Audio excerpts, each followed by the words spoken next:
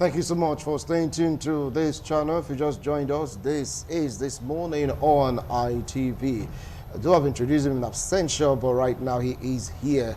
Another person than Barrister Alao Amin, political analyst, Islamic scholar. Welcome to TMI Sunday's edition. Thank you very much. I appreciate your coming. Good morning, viewers. Yeah, despite the weather, you managed to come. And of course, Sobaraye, that been here since morning. I appreciate you. Thank you. All right. So, well, I believe that you've been following the ANAMBRA election. We are taking a look at some factors that shaped the election. We're talking extensively on the IPOP/ESN factor. What do you have to say about this proscribed group? You see, you have pressure groups, and pressure groups will always arise to agitate and to make demands, especially when those in authority appear to not to be performing to expectation, as in the case of many countries in Africa, including Nigeria. But another thing is for the particular group, either IPO to now actually be in charge of those they actually represent. It's one thing for you to be agitating for a particular group of people. It's another thing for you to be convinced that you are sent on that mission. There's a difference between coming out to impose yourself as representing the people and being delegated or chosen by the people to represent them. Where you are chosen by the people to represent them, there wouldn't be need for you to be coercing them or forcing them to do some things. For example, sit at home. Those who have asked to sit at home, they are not happy sitting at home. But they are forced to sit at home due to some pressure and some fear. And that explains why we've watched some video clips on social media, whether right or wrong, where some people are being tortured for not complying with the orders of this particular group. So if the allegation is that the government is not treating the people well, now the so-called savior is also not treating the people well. It's a different thing that all from that particular state or from that particular region are speaking with one voice. Then it will be difficult for the federal government to tackle. But here we are, you have ministers, you have governors, you have senators, you have House of Rep members from this area, and they are part and parcel of the government.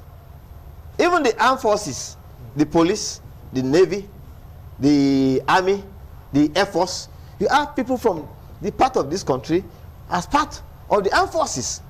You may complain of, okay, nepotism, marginalization. What we are saying is that, unlike the NSAS, when you see people speaking with one voice and saying no to SARS, which did not end up anyway well, because it was later hijacked. The situation in the southeast is such that the people appear to be coerced. They are not voluntarily, they are not willingly. Assuming the people have decided to willingly secede and go with IPOP, there's no need for sit at home. You mustn't come out for election. Voter party will be 100%. Okay, the parable will stand. You can only force a horse to the river. You cannot force a horse to drink. Even if you say, okay, all of you, you must leave your home, go and vote. If I get there and stand and no vote, what you go do for me? There's nothing you can do. Or if you must enter the polling booth, you must thumbprint. Okay, I make it invalid vote. I thumbprint between the lines. If you count 2 million invalid votes, so these are things people can do on their own when they are not coerced, when they are not forced. And so I think any group that want to actually come out to really represent a particular interest, you make sure that you are actually properly representing the interest. Carry them along before coming out. Not by now forcing them. And that explains why the build-up to the election was what we witnessed. whether you call it policemen or troops or army, whichever, in a large number are deployed to Anambra State because of the signals. The handwritings were very clear on the wall, and a day before the election, they gave in, okay, people, you can go and vote. We now concede, but we have rural areas. Many may not have the access to that information that, oh, they've already agreed that we can now go and vote. It may be because of the fact that you can no longer resist the force that came. It could also be on diplomatic ground. I know Said Okubo and some other group are also saying that let people exercise their franchise. Let them exercise their franchise. Democracy is very, very important. You cannot stop people from electing their leaders democratically.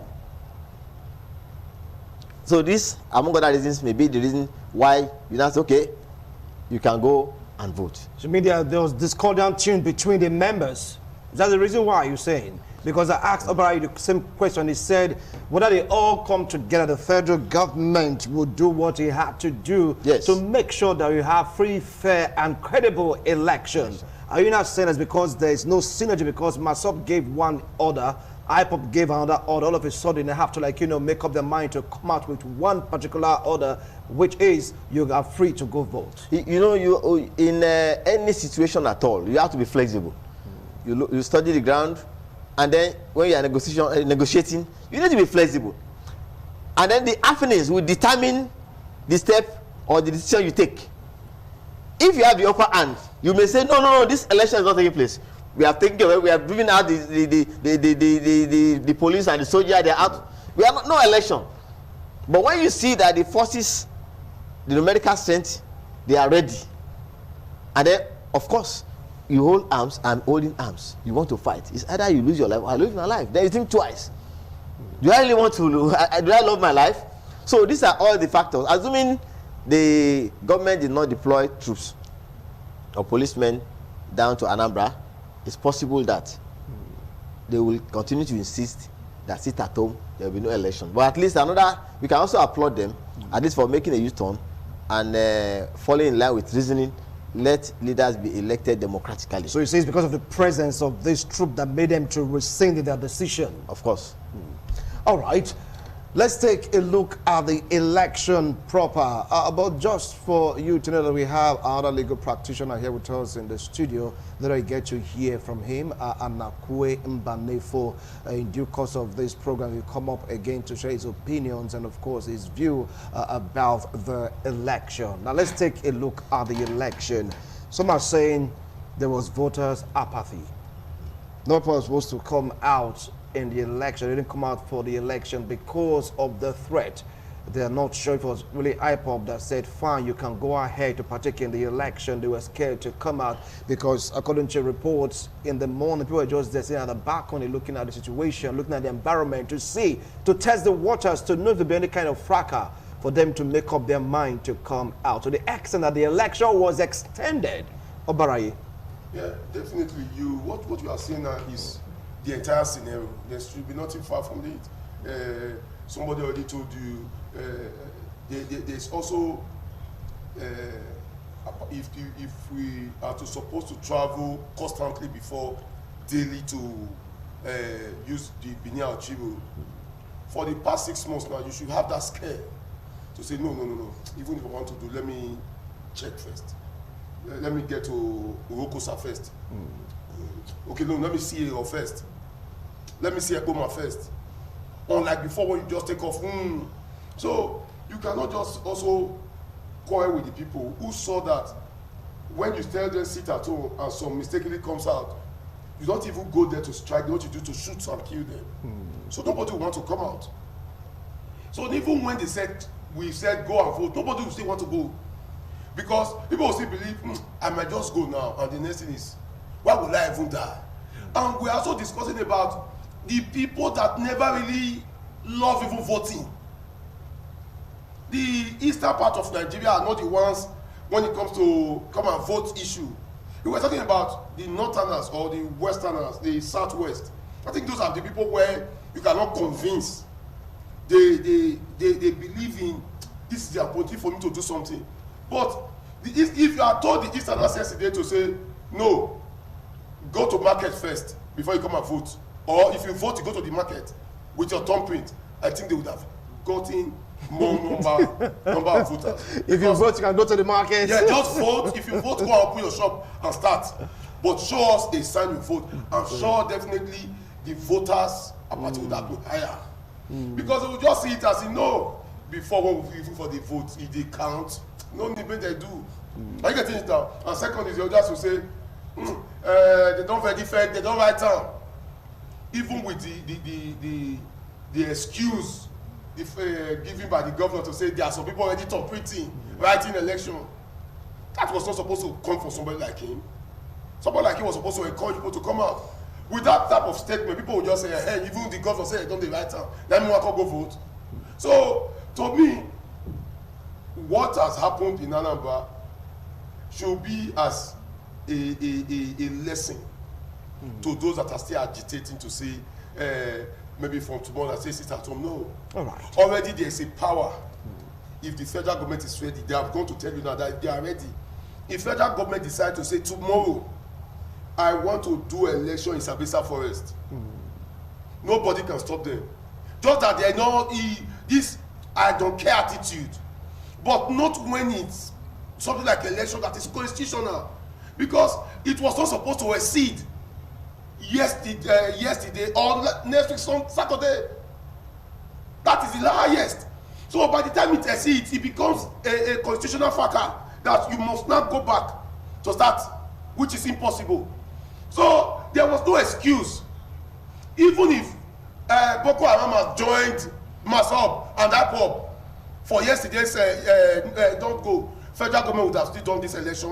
What they will just do it to say, okay, the next thing, the DSS, all the head of move to Anambra and let's hold this election. And nothing would have happened.